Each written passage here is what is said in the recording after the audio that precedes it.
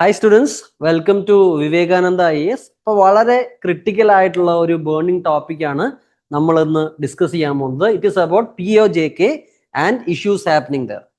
Pak occupied Kashmir കത്തുന്നു, ഇതിന്റെ കാരണങ്ങൾ വളരെ ഡീറ്റെയിൽഡ് ആയിട്ട് നമ്മൾ കവർ ചെയ്യാൻ നോക്കും. സോ നമുക്ക് ബേസിക് തൊട്ട് തുടങ്ങാം.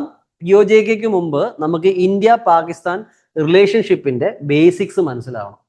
അപ്പൊ നിങ്ങൾ ഇന്ത്യയുടെ മാപ്പ് നോക്കിക്കഴിഞ്ഞാൽ അതിന്റെ ഒരു വെസ്റ്റേൺ ഏരിയ, നമ്മൾ ഇന്ത്യക്ക് തലയുണ്ടെന്ന് പറഞ്ഞാൽ തലയുടെ ഒരു ഭാഗം it is actually occupied illegally by Pakistan. അതേസമയം തലയുടെ മറ്റൊരു ഭാഗം നിങ്ങൾ നോക്കിയാൽ ഈസ്റ്റേൺ സൈഡിൽ it is occupied by China. 1962 യുദ്ധത്തിന് ശേഷം ചൈന എന്ത് ചെയ്തു? അക്സൈച്ചിൻ റീജിയൻ ഒക്കുപ്പൈ ചെയ്തുകൊണ്ട് പോയി. Okay, and this part is occupied by Pakistan illegally. ഇനി ഇതിന്റെ ഒരു രസം എന്ന് പറഞ്ഞാൽ പാകിസ്ഥാൻ ഈ ഏരിയ വിളിക്കുന്നത് എന്താ? ആസാദ് കാശ്മീർ ആണ്. അവരുടെ വിശ്വാസം അനുസരിച്ച് അവര് ഇന്ത്യ പിടിച്ചു വെച്ചിരുന്ന മുസ്ലിം ജനതയെ ലിബറേറ്റ് ചെയ്തു. നമ്മുടെ ഐഡിയ എന്താ? This is illegally occupied by Kashmir by Pakistanis. അതുകൊണ്ട് നമ്മൾ ഇതിനെ പാക് ഒക്കുപ്പൈഡ് കശ്മീർ എന്ന് വിളിക്കും. അവര് നമ്മുടെ കയ്യിലുള്ള ഏരിയ എന്ത് വിളിക്കും? ഇന്ത്യൻ ഒക്കുപ്പൈഡ് കശ്മീർ എന്ന് വിളിക്കും.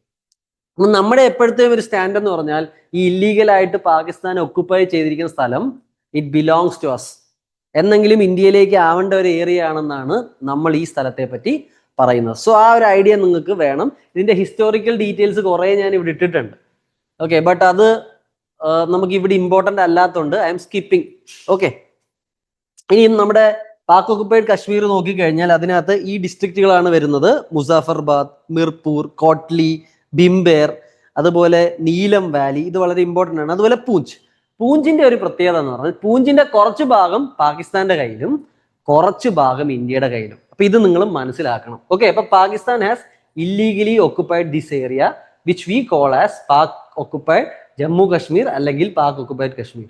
ഓക്കെ, അവര് ഈ ഒരു ഏരിയ ആസാദ് കശ്മീർ എന്നാണ് വിളിക്കുന്നത്. ഇനി നമ്മുടെ കയ്യിലുള്ള ജമ്മു കശ്മീരിനെ അവരെന്താ വിളിക്കുന്നത്?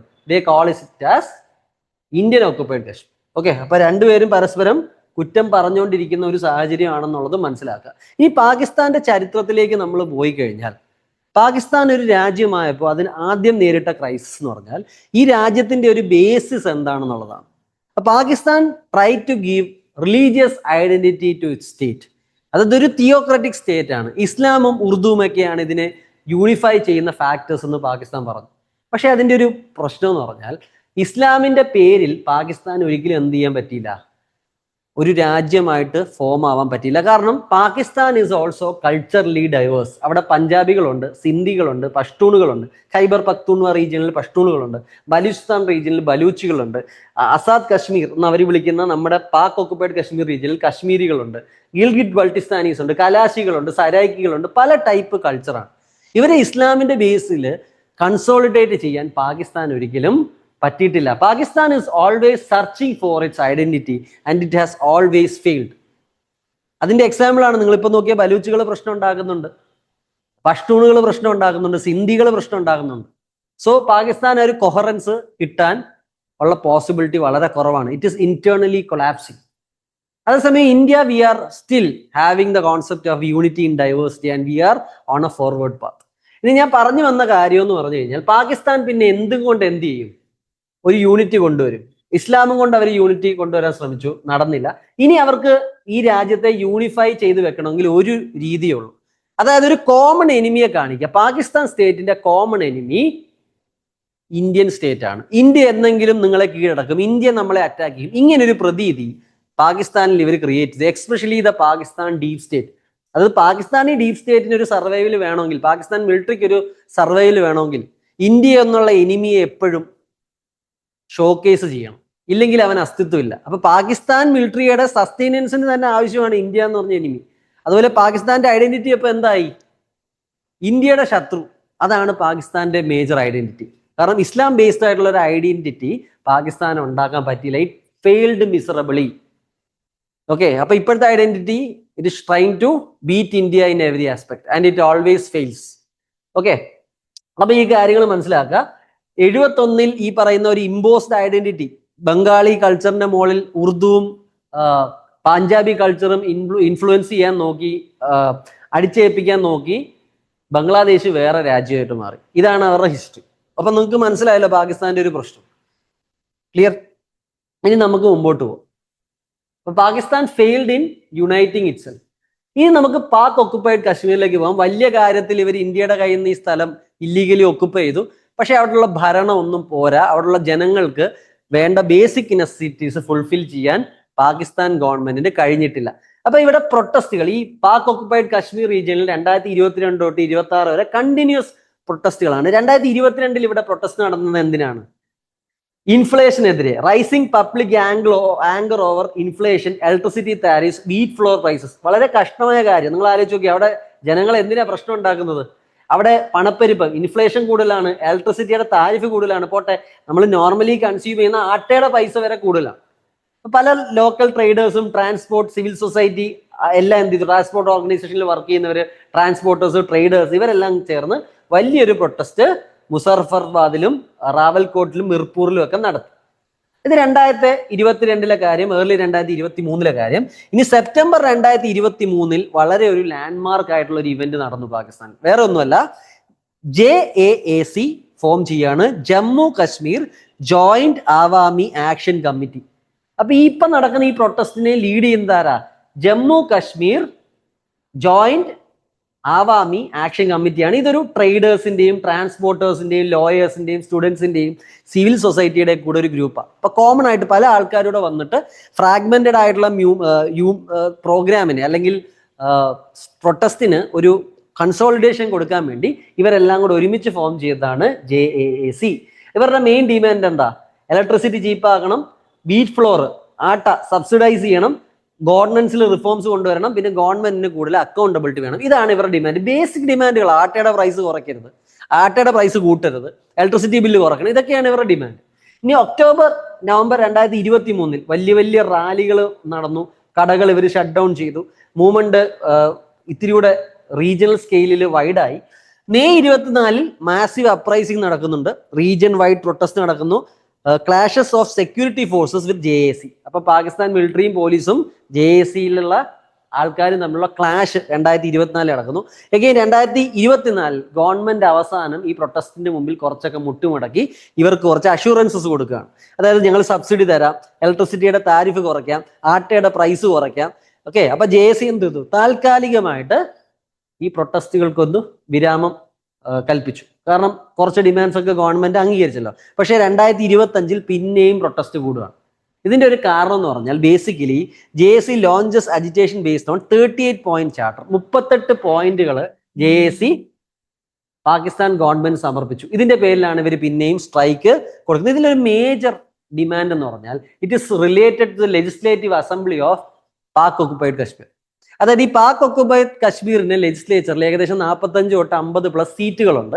അതിനകത്ത് 12 സീറ്റുകൾ they are reserved for migrants അല്ലെങ്കിൽ റെഫ്യൂജീസ്. മനസ്സിലായോ? അപ്പൊ പാകിസ്ഥാൻ ഒക്കുപ്പൈഡ് കശ്മീർ ലെജിസ്ലേച്ചറിൽ 12 സീറ്റുകൾ മൈഗ്രൻസ് അല്ലെങ്കിൽ റെഫ്യൂജികൾക്ക് റിസർവ് ചെയ്ത് വെച്ചിരിക്കുന്നതാണ്. ഇതൊരു ഉഡായിപ്പാണെന്നാണ് ആര് പറയുന്നത്? JACയും പാക് ഒക്കുപ്പൈഡ് കശ്മീരിൽ പ്രൊട്ടസ്റ്റ് നടത്തുന്നവരും പറയുന്നത്. കാരണം ഈ 12 പേരെ നോർമലി പാകിസ്ഥാനി മിലിറ്ററി തന്നെ പാരച്യൂട്ട് ചെയ്ത് ഇറക്കാറാണ്. അത് പാകിസ്ഥാനി മിലിറ്ററിയുടെ സപ്പോർട്ടേഴ്സ് ആയിരിക്കും ഈ 12 സീറ്റിൽ നിൽക്കുന്നവര്. അപ്പൊ എപ്പോഴും പാക് ആർമിക്ക് എന്തുണ്ടാവും? ഈ പാക് ഒക്കുപ്പൈഡ് കശ്മീരിന്റെ ലെജിസ്ലേച്ചറിൽ ഒരു ഗ്രിപ്പ് ഉണ്ടാവും. അപ്പൊ ഇതാണ് ഇവരുടെ മെയിൻ പ്രശ്നം. പിന്നെ പ്രശ്നങ്ങൾ ഞാൻ പറഞ്ഞു, ഇലക്ട്രിസിറ്റിയുടെ താരിഫ് കൂടുതലാണ്, ആട്ടയുടെ പ്രൈസ് കൂടുതലാണ്, ഇതൊക്കെയാണ് പ്രശ്നം. ഇനി ജൂൺ 26 ഈ ക്രൈസിസ് ഒത്തിരി വലുതായി. ഈ സമയത്ത് ഇവരുടെ മേജർ ഡിമാൻഡ് ഈ 12 സീറ്റ് റിസർവ് ചെയ്തിരിക്കുന്ന സീറ്റ് എടുത്തൊഴിവാക്കണം. അത് ഒരു തരത്തിൽ പാക് ഒക്കുപ്പൈഡ് കശ്മീരിലെ ആൾക്കാരോട് ചെയ്യുന്ന തെറ്റാണ്, പാകിസ്ഥാൻ മിലിറ്ററിക്ക് എക്സ്ട്രാ പവർ കൊടുക്കുന്ന കാര്യമാണെന്ന് പറഞ്ഞ് ഇവര് പ്രൊട്ടസ്റ്റ് തുടങ്ങി. ഓക്കെ, അപ്പം we studied what is the issue and how the protest is happening. Okay, ഇനിയും നിങ്ങൾ മനസ്സിലാക്കേണ്ടത് പാകിസ്ഥാനിൽ ഇവിടെ മാത്രമല്ല പ്രൊട്ടസ്റ്റ്. ഇവിടെ ഞാനൊരു പിക്ചർ കാണിച്ചിട്ടുണ്ട്. Pakistan is actually surrounded by multiple problems. Okay, ഈ ഒരു ഇഷ്യൂവിൽ നിങ്ങൾ നോക്കണം. പാകിസ്ഥാൻ മീഡിയ എപ്പോഴും മിലിറ്ററി ബാക്ക്ഡ് മീഡിയ പറയുന്നത് 8 പേര് മരിച്ചു, 9 പേര് മരിച്ചു, 10 പേര് മരിച്ചു എന്നാണ്. പക്ഷെ JACയോട് നമ്മൾ ചോദിച്ചാൽ അവർ പറഞ്ഞു 27 തൊട്ട് 30 പേര് കൺഫേംഡ് മരിച്ചു. ഇനി ലോക്കൽസിന്റെ ഒരു വ്യൂ പോയിന്റ് നമ്മൾ എടുത്താൽ എന്താ മനസ്സിലാക്കുന്നത്? ഏകദേശം 100-ൽ കൂടുതൽ ആൾക്കാർ എന്തായാലും കൊല്ലപ്പെട്ടിട്ടുണ്ട്. അപ്പൊ Pakistan is fighting a war against it's on people. അപ്പൊ പാകിസ്ഥാൻ ഈ അസാദ് കശ്മീരിൽ മാത്രമല്ല, അവരുടെ അസാദ് കശ്മീർ അല്ലെങ്കിൽ നമ്മൾ പറയുന്ന പാക് ഓക്കുപൈഡ് കശ്മീരിൽ മാത്രമല്ല പ്രശ്നം നേരിടുന്നത്. They are surrounded by problems. നിങ്ങൾ നോക്കിക്കഴിഞ്ഞാൽ ബലൂചിസ്ഥാനിൽ BLA, ബലൂചിസ്ഥാൻ ലിബറേഷൻ ആർമിയും ബലൂചിസ്ഥാൻ ലിബറേഷൻ ടൈഗറും ഒക്കെ അവരുടെതിരെ ഫൈറ്റ് ചെയ്യാണ്. കാരണം ബലൂചിസ്ഥാനിലുള്ള റിസോഴ്സ് എല്ലാം ആര് കൊണ്ടുപോവാ? ഇസ്ലാമാബാദിലേക്കും അല്ലെങ്കിൽ പഞ്ചാബ് റീജിയനിലേക്ക് കൊണ്ടുപോവാണ്. അവർക്ക് അവിടെയുള്ള ലോക്കൽസിന് ഇതുകൊണ്ട് ഗുണമൊന്നുമില്ല. ഓക്കെ, പിന്നെ ചൈന അവിടെ ഇൻവെസ്റ്റ്മെന്റ് നടത്തുന്നു, അതിന്റെ ഗുണങ്ങളും ഈ ബലൂചിസ്ഥാന് കിട്ടുന്നില്ല, ബലൂചിസ്ഥാനികൾക്ക് കിട്ടുന്നില്ല. സിന്ധികളും പഞ്ചാബികളും തമ്മിൽ പ്രശ്നമുണ്ട്, വാട്ടർ ഷെയറിങ്ങിന്റെ പ്രശ്നം. ഖൈബർ പക്തൂൺവായിൽ തെഹ്രീക്കെ താലിബാൻ പാകിസ്ഥാൻ പട്ടാളത്തിനെതിരെ ആഞ്ഞടിക്കുകയാണ്. അതിന് ഈ തെഹ്രീക്കെ താലിബാൻ പാകിസ്ഥാനും അഫ്ഗാൻ താലിബാനും ഒറ്റക്കെട്ടാണ്. അപ്പൊ അതിന്റെ പേരിലാണ് പാകിസ്ഥാൻ പലപ്പോഴും എന്ത് ചെയ്യുന്നത്, ഖൈബർ പക്തൂൺവയിൽ നിങ്ങൾ ടെററിസം നടത്തുന്നു എന്ന് പറഞ്ഞ് താലിബാനെതിരെ ഫൈറ്റ് ചെയ്യുന്നത് ഇൻ അഫ്ഗാനിസ്ഥാൻ. പിന്നെ അതുപോലെ നിങ്ങൾ നോക്കിയാൽ അഫ്ഗാനിസ്ഥാനിൽ ഞാൻ പറഞ്ഞല്ലോ താലിബാനുമായിട്ട് അവർ കൂട്ടിയിടിക്കുകയാണ്. അപ്പൊ പാകിസ്ഥാന്റെ അകത്ത് സിന്ധികൾക്ക് പ്രശ്നമുണ്ട്, ബലൂച്ചികൾക്ക് പ്രശ്നമുണ്ട്, ഖൈബർ റീജിയനിലുള്ള പഷ്തൂണുകൾക്ക് പ്രശ്നമുണ്ട്, അതുപോലെ ഇവരുടെ നെയ്ബർ ആയിട്ടുള്ള അഫ്ഗാനിസ്ഥാനുമായിട്ട് ഇവർക്ക് പ്രശ്നമുണ്ട്. So they are collapsing internally. നമ്മൾ മനസ്സിലാക്കേണ്ട ഒരു കാര്യമാണ്. ഓക്കെ, ഇനിയിപ്പം ഈ JS-ലുള്ള ആൾക്കാരെ എല്ലാം തീവ്രവാദികൾ എന്നുള്ള മുദ്ര കുത്തി ഇവരുടെതിരെ വാണ്ടഡ് പോസ്റ്റേഴ്സ് ഇറക്കിയിട്ടുണ്ട്. ഈ ഷൗക്കത്ത് നവാസ് മിർ ഇതിന്റെ ഒരു പ്രോമിനന്റ് ലീഡറാണ്. അതുപോലെ തന്നെ JS എന്ത് ചെയ്തിട്ടുണ്ട്, അവിടുത്തെ പപ്പറ്റ് ഗവൺമെന്റ് ബാൻ ചെയ്ത് കളയുകയും ചെയ്തിട്ടുണ്ട്. ഇനി ഇതിനകത്തൊരു റിയൽ ഗെയിം നിങ്ങൾ മനസ്സിലാക്കണം. റിയൽ ഗെയിം എന്ന് പറഞ്ഞാൽ ഇതിനകത്ത് വലിയൊരു ചൈന ഫാക്ടർ ഉണ്ട്. പലരും ഇതിനെപ്പറ്റി വലിയ അറിവില്ല പലർക്കും. അപ്പൊ നമുക്കിത് മനസ്സിലാക്കാൻ നോക്കാം. ചൈനയുടെ ഒരു ഗ്ലോബൽ പ്രോജക്റ്റ് ഉണ്ട്, ബെൽറ്റ് ആൻഡ് റോഡ് ഇനീഷ്യേറ്റീവ്. അപ്പം പഴയ സിൽക്ക് റോഡിനെ വീണ്ടെടുക്കാനുള്ള ഒരു ശ്രമമാണ്. It has both land element and your maritime element. അപ്പൊ മാരിടൈം എലിമെന്റ് നമ്മൾ മാരിടൈം സിൽക്ക് റോഡ് എന്ന് വിളിക്കും.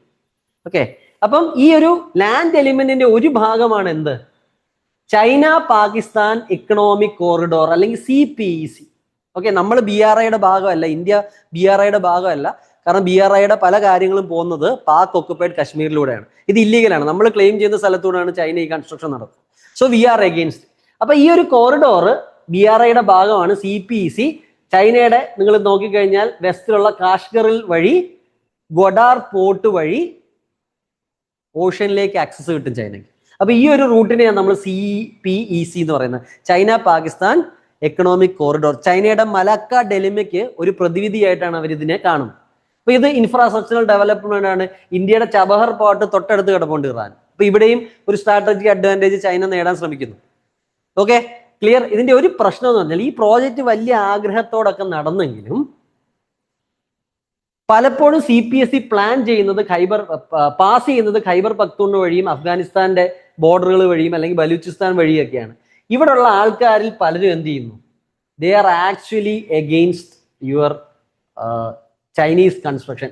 ഇത് ഖൈബർ റീജിയൻ വഴി അധികം പോകുന്നില്ല, അഫ്ഗാൻ റീജിയൻ വഴി പോകുന്നില്ല, ബട്ട് ബലൂചിസ്ഥാൻ വഴി ഇതിന്റെ ഒരു സിഗ്നിഫിക്കന്റ് റൂട്ട് പോകുന്നുണ്ട്. അവിടെ എന്ത് ചെയ്യുന്നു, ബലൂചിസ് ഇൻസർജൻസ് ചൈനീസ് എഞ്ചിനീയേഴ്സിനെ അറ്റാക്ക് ചെയ്യുന്നു, ചൈനീസ് സിവിലിയൻസിനെ അറ്റാക്ക് ചെയ്യുന്നു. അപ്പൊ അവർക്ക് ഈ പ്രോജക്റ്റ് സേഫ് ആയിട്ട് നടത്താൻ പറ്റുന്നില്ല. CPECയുടെ പ്രോഗ്രസ് നോക്കിക്കഴിഞ്ഞാൽ it is actually crawling. China വലിയൊരു ഇൻവെസ്റ്റ്മെന്റ് അവിടെ നടത്തിയിരിക്കുന്നത്. അപ്പം CPEC projects are delayed and attack. ആരെ അറ്റാക്ക് ചെയ്യുന്നത്, ബലൂചിസ്ഥാൻ ലിബറേഷൻ ആർമി അറ്റാക്ക് ചെയ്യുന്നുണ്ട്. ഓക്കെ, പിന്നെ പല സ്ഥലങ്ങളിലും ഇതിന് അറ്റാക്ക് നേരിടേണ്ടി വരുന്നുണ്ട്. ഓക്കെ, അപ്പൊ ചൈനീസ് എഞ്ചിനീയറിനെ ടാർഗറ്റ് ചെയ്യുന്നുണ്ട്. പാകിസ്ഥാന്റെ മേലുള്ള ട്രസ്റ്റ് ചൈനയ്ക്ക് കുറഞ്ഞു.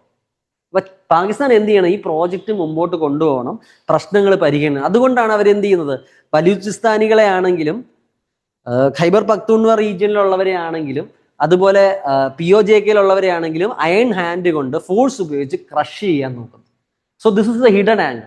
അതായത് ചൈന എത്ര മോശം പറഞ്ഞാലും ഇതിന്റെ ഒരു ആംഗിൾ, അതായത് ഈ തൽക്കോട്ട് വഴി സിൻജിയാങ് വരെ പോകുന്ന ഒരു 1300 കിലോമീറ്ററുള്ള CPECയുടെ ഒരു ഭാഗം ചൈന ഓക്കെ പറഞ്ഞിട്ടുണ്ട്, അത് മുമ്പോട്ട് പോകാനും പറഞ്ഞിട്ടുണ്ട്. പക്ഷെ പ്രശ്നം എന്ന് പറഞ്ഞാൽ അത് നടക്കണമെങ്കിൽ ഈ ത്രെഡ്സിനെ എല്ലാം മിറ്റിഗേറ്റ് ചെയ്യണം. അതായത് ഖൈബർ പക്തൂൺവയിലുള്ള ടെററിസ്റ്റ് ഇവിടെ വന്ന് പ്രശ്നം ഉണ്ടാക്കരുത്, ബലൂച്ചികൾ ഇവിടെ വന്ന് പ്രശ്നം ഉണ്ടാക്കരുത്, പിന്നെ ആസാദ് കശ്മീരിലുള്ളവരും പ്രശ്നം ഉണ്ടാക്കരുത്. അതുകൊണ്ട് ഇരുമ്പ് കൈകൊണ്ട് അവരെ അടിച്ചമർത്താനുള്ള ഒരു ശ്രമമാണ് പാകിസ്ഥാൻ നടത്തിക്കൊണ്ടിരിക്കുന്നത്. So internally it is facing lot of problem. Okay, അത് മാത്രമല്ല പാകിസ്ഥാൻ വളരെ അഗ്രസീവ് ആയിട്ടുള്ള ഒരു സ്റ്റാൻസ് എടുത്തത്. നിങ്ങൾ നോക്കിക്കഴിഞ്ഞാൽ താലിബാനെതിരെയുള്ള ഫൈറ്റില് അവര് അഫ്ഗാനിസ്ഥാനിൽ അറ്റാക്ക് നടത്തുന്നു. 10 കുട്ടികളാണ് കൊല്ലപ്പെട്ടത് ജൂൺ 10. പക്ഷെ ചില സമയത്ത് കർമ്മ അടിക്കുമെന്ന് കേട്ടതുപോലെ പിറ്റേന്ന് അവരുടെ ഒരു ഹെലികോപ്റ്റർ അതേ ദിവസം തന്നെ നൈറ്റിൽ എന്ത് ചെയ്തു, അവർ MI-17 ഹെലികോപ്റ്റർ POJKയിൽ ക്രാഷ് ആവുക. പിന്നെ Pakistan is always up to some mischief. Operation Sindoor കഴിഞ്ഞ് നിങ്ങൾ നോക്കിയാൽ 8 ജൂൺ ഈ കാര്യങ്ങളൊക്കെ ഏകദേശം ഒരു സമയത്ത് നടക്കുന്നത്. POJKയിലെ പ്രൊട്ടസ്റ്റ്, അഫ്ഗാനിസ്ഥാനിലെ അറ്റാക്ക്, അതുപോലെ പാകിസ്ഥാനി ഡ്രോണുകൾ നമ്മുടെ പൂഞ്ച് സെക്ടറിൽ പറന്ന് കളിക്കുന്നു. എന്തിനാ? സർവൈലൻസ് നടത്തുകയാണ്. ഓക്കെ, ഇന്ത്യൻ കേപ്പബിലിറ്റീസിനെ പരീക്ഷിക്കാൻ നോക്കുകയാണ്. നമ്മൾ തിരിച്ച് ഫയർ ചെയ്തപ്പോൾ ഈ ഡ്രോൺ രക്ഷപ്പെട്ട് പുറമോട്ട് പോയി. But they are having some idea in their mind. പിന്നെ നിങ്ങൾ നോക്കിക്കഴിഞ്ഞാൽ ഇന്ത്യയും വെറുതെ ഇരിക്കുന്നില്ല. ഇന്ത്യ എന്ത് ചെയ്യുന്നുണ്ട്? ആദ്യമായിട്ട് 12 ന്യൂക്ലിയർ വാർഹെഡ്സ് നമ്മൾ ഡിപ്ലോയ് ചെയ്തു. നമ്മുടെ കയ്യിൽ 190ഓളം ന്യൂക്ലിയർ വെപ്പൺസ് ഉണ്ട്. പക്ഷെ നമ്മളതൊന്നും ഫയർ റെഡി ആയിട്ട് വെച്ചിരുന്നില്ല. പക്ഷെ നമ്മൾ ഇപ്പോൾ എന്ത് ചെയ്യുന്നു? അതിനെ ഡിപ്ലോയ് ചെയ്തു ആദ്യമായിട്ട്. ഇതൊരു വാർണിംഗ് ആണ്. പാകിസ്ഥാൻ ഇവിടേക്ക് ഡ്രോൺ അയക്കുന്നു, നമ്മൾ 12 ന്യൂക്ലിയർ വെപ്പൺ റെഡിയാക്കി, ഫയർ റെഡിയാക്കി വെക്കുന്നു. അതുപോലെ ചൈനയുടെ സഹായത്തോടെ ഏകദേശം 6 തൊട്ട് 12 വരെ സ്പൈ സാറ്റലൈറ്റ്സ് ഇന്ത്യയുടെ കശ്മീർ റീജിയനും നോർത്ത് റീജിയനും കവർ ചെയ്യാൻ വേണ്ടി അവരെന്ത് ചെയ്യുന്നു? സ്പൈ സാറ്റലൈറ്റ്സ് ലോഞ്ച് ചെയ്യാൻ. അതിനകത്ത് പ്രത്യേകമായിട്ട് PRS-E2 എന്ന് പറഞ്ഞ എർത്ത് ഒബ്സർവേഷൻ സാറ്റലൈറ്റ് ഉണ്ട്. ഇതിനു മുമ്പ് ഫെബ്രുവരിയിലാണ് ഇത് ലോഞ്ച് ചെയ്തത്. ഏപ്രിലിൽ PRS-EO3 എന്ന് പറയുന്ന ഒരു സാറ്റലൈറ്റ് ലോഞ്ച് ചെയ്യുന്നുണ്ട്. പിന്നെ ഹൈപ്പർ സ്പെക്ട്രൽ HS-1 എന്ന് പറയുന്ന വേറൊരു സാറ്റലൈറ്റ് അവർ ലോഞ്ച് ചെയ്യുന്നുണ്ട്. സോ ചൈനയുടെ സഹായത്തോടെ സർവൈലൻസ് സാറ്റലൈറ്റുകൾ ഒത്തിരിയധികം പാകിസ്ഥാൻ ലോഞ്ച് ചെയ്യുന്നു. അതുപോലെ തന്നെ നമുക്ക് ത്രെട്ട് ആയിട്ടുള്ള ഒരു കാര്യം എന്ന് പറഞ്ഞാൽ പാകിസ്ഥാനിന് J-35 എന്ന് പറയുന്ന 5th ജനറേഷൻ എയർക്രാഫ്റ്റ് ചൈന കൊടുക്കാൻ പോകുന്നു. ഇത് ഇന്ത്യയുടെ കയ്യിൽ ഇപ്പം മാക്സിമം ഉള്ളത് 4.5 ജനറേഷൻ റഫേൽ ഫൈറ്റേഴ്സ് ആണ്. ഇത് പാകിസ്ഥാനിന് ചൈന കൊടുത്താൽ അവർക്ക് വലിയ രീതിയിലുള്ള അഡ്വാൻറ്റേജ് കിട്ടും. സോ നമ്മൾ പാകിസ്ഥാനുമായിട്ടുള്ള യുദ്ധം നടക്കുമ്പോൾ നമ്മൾ മനസ്സിലാക്കണം, it is actually a reinforced war. അതായത് പാകിസ്ഥാനുമായിട്ട് മാത്രമല്ല നമ്മൾ ഫൈറ്റ് ചെയ്യുന്നത്, we are fighting against China indirectly. അപ്പൊ ഇതാണ് ഈ ഒരു സാഹചര്യം. അതായത് പാകിസ്ഥാൻ ഇന്റേണലി കുറെ പ്രശ്നങ്ങൾ നടക്കുന്നുണ്ട്. അവർക്ക് അത് ഡൈവേർട്ട് ചെയ്യാൻ ചിലപ്പോൾ ഒരു ഇന്ത്യയുമായിട്ടുള്ള ഒരു യുദ്ധം അല്ലെങ്കിൽ അറ്റ്ലീസ്റ്റ് ഒരു ചെറിയ അടിപിടി അവർക്ക് യൂസ്ഫുൾ ആവും. ഒരു യുദ്ധം നടക്കുമ്പോൾ ജനങ്ങളെല്ലാം പാകിസ്ഥാനി മിലിറ്ററിയുടെ പുറകെ വരും. ഇതായിരിക്കാം ഇവരുടെ idea. Maybe they are planning a short skirmish with India. Okay, അതിന്റെ ചില സൂചനകൾ ഇവിടെ കണ്ടിട്ടുണ്ട്. അത് നടക്കുമോ ഇല്ലയോ എന്നുള്ളതൊന്നും നമുക്ക് പറയാൻ പറ്റില്ല. അപ്പൊ എന്തായാലും പാകിസ്ഥാൻ അകത്തുനിന്ന് കൊളാപ്സ് ആവുന്നു എന്നുള്ളത് ഒരു സത്യമാണ്. അപ്പൊ ചിലര് ചോദിക്കുന്ന ഒരു കാര്യം എന്ന് പറഞ്ഞാൽ, ഈ സമയത്ത് നമ്മൾ പോയി പാക് ഒക്കുപ്പൈഡ് കശ്മീർ അങ്ങ് പിടിച്ചെടുക്കണമെന്ന്. Okay, this is the question people are asking. പക്ഷെ ഇതിനകത്തൊരു പ്രശ്നം എന്ന് പറഞ്ഞാൽ, നമ്മൾ POJK പിടിച്ചെടുക്കാൻ ശ്രമിക്കുമ്പോൾ China is also getting involve. കാരണം അവരുടെ പ്രോജക്റ്റ് ഈ വഴി കൂടെ പോകുന്നുണ്ട്. എൻ്റെ ഒരു ലോജിക്കൽ അണ്ടർസ്റ്റാൻഡിങ് അനുസരിച്ച് Pakistan is internally collapsing. We should actually wait and watch. അവരുടെ എക്കണോമി വളരെയധികം ഫെയിലിയറിലാണ്. അതുപോലെ തന്നെ ഇന്റേണലി അവർക്ക് ഒത്തിരി പ്രശ്നമുണ്ട്. ഓക്കെ, അപ്പൊ ഒരു സെർച്ച് ഫോർ ഐഡന്റിറ്റിയുടെ കേസിൽ തന്നെ അവരെന്ത് ചെയ്യും? ഐഡന്റിറ്റി ഇല്ലാതെ പയ്യെ കൊളാപ്സ് ആയിക്കോളും. Okay, in future may be we will discuss these things. ഇപ്പം നമ്മുടെ ശ്രദ്ധ എന്തായിരിക്കണം? നമ്മുടെ എക്കണോമിയെ ഡെവലപ്പ് ചെയ്യുക, നമ്മുടെ ഡിഫൻസ് ഇൻഡസ്ട്രി കൂടുതൽ സ്ട്രോങ് ആക്കുക, നമ്മുടെ മാനുഫാക്ചറിങ് സ്ട്രോങ് ആക്കുക, നമ്മൾ കുറച്ചുകൂടെ പവർഫുൾ ആവും. Then we can think about occupying Kashmir. ഇപ്പം നമ്മൾ അതിന് ശ്രമിച്ചാൽ നമ്മുടെ റിസോഴ്സിന് അതൊരു ബേർഡൻ ആവും. പിന്നെ ഓബ്വിയസ്ലി ഇപ്പോഴത്തെ ഒരു ജിയോ പൊളിറ്റിക്സ് നോക്കിയാൽ even USA is supporting them, China is supporting them, Turkey is supporting them. അപ്പൊ നമുക്ക് we will have a difficult war. Okay, we are capable enough, but I suggest we should wait and watch. അപ്പൊ POJK ഇഷ്യൂസും അതിനോട് അനുബന്ധിച്ച് നടക്കുന്ന കാര്യങ്ങളും ഒക്കെ നിങ്ങൾക്ക് clear ആയെന്ന് പ്രതീക്ഷിക്കുന്നു. Thank you, have A great day.